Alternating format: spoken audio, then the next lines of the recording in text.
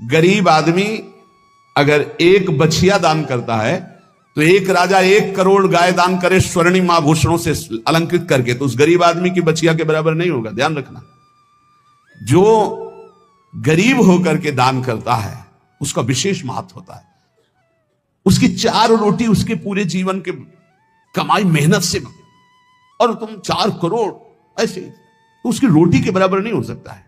इसलिए दान का विशेष महत्व तो धर्म द्वारा कमाया हो। जैसे एक बार हमने सत्संग में बताया था दान के विषय में, सेतुआ यज्ञ का मुदगल ऋषि, वो कभी किसी से दान नहीं लेते थे, तो शीलोंच वृत्ति के द्वारा वो अपना उदर पोषण करते। सील कहते हैं जो किसान अपना खेतों से अन्न का अधिकार ले चुका है, अब वो ऐसे खेत उनमें जो दाने बाली पड़ा है उसे बिन लेना।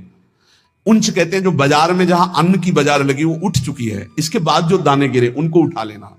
तो वो ऐसे 2-4 किलो सब मिलाकर के होता होगा। उससे 12 महीना सतुआ बना लेते थे और उसको थोड़ा थोड़ा 12 महीना और उसी से तप करते थे। एक दिन वो सतुआ पिसा के रखे ही कि इतने में परीक्षार के लिए भगवान अतिथि रूप में, बहुत भूखा हूं हे ऋषि, क्या हमारे उदर पोषण की व्यवस्था हो सकती है? तो उनका हाँ, अभी तो साल भर के लिए सतुआ एकत्रित ही किया। वो परोसते गए, वो पाते गए, और पूरा साल भर के लिए जो एकत्रित किया था वो सब सतुआ पा गए। चाट चाट के पा लिया कुछ, तो उनका भगवान पूरे साल की व्यवस्था इतनी, जब इसके आगे तो है ही नहीं। तो उनका चलो हम छक भी गए हैं बहुत, और डकार ली और चले।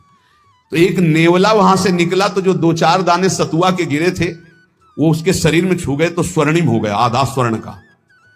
बड़ा उसको चमत्कार मिला।